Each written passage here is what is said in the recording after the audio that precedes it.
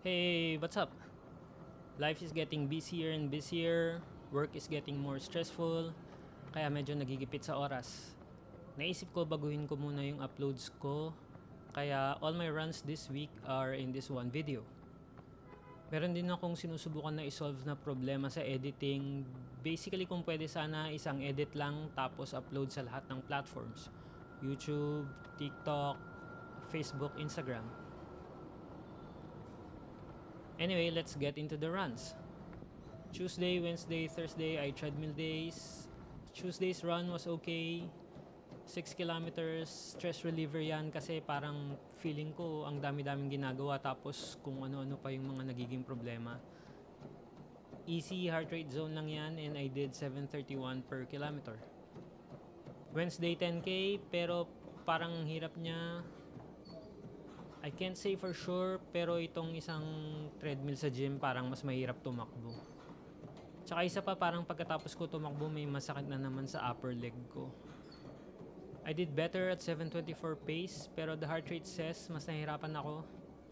Yung usual ko sa treadmill na puro zone 1 lang umakyat na ng zone 2. Di ko alam kung mas tama ba yun. And to show you the difference, here's my Thursday 10K run on the usual treadmill that I use.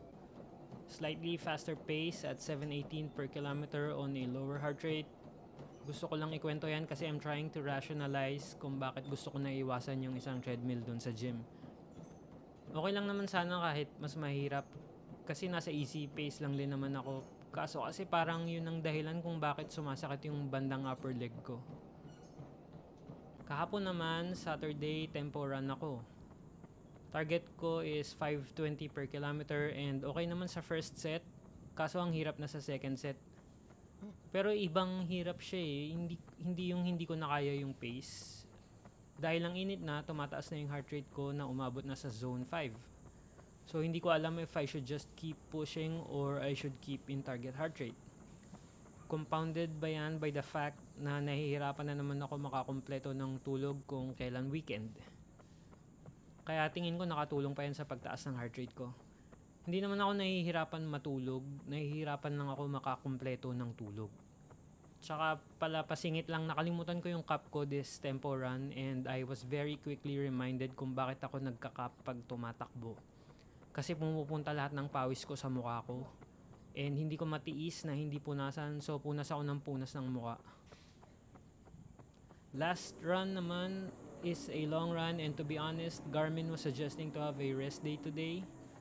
Kasi daw my HRV is low and unbalanced, kulang daw sa recovery. Di ko sure kung anong meron, baka kulang nga sa tulog.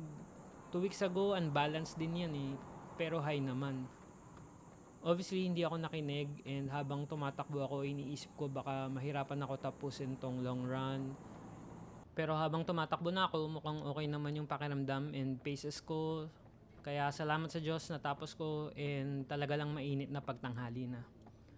Pero 23 kilometers yan sa katanghalian ng Pilipinas. In fairness, I was able to control my heart rate fairly well. Yan, ang dami kong sinabi. Total this week is 60 kilometers as planned. Thank you for watching. Yun lang, video na yun.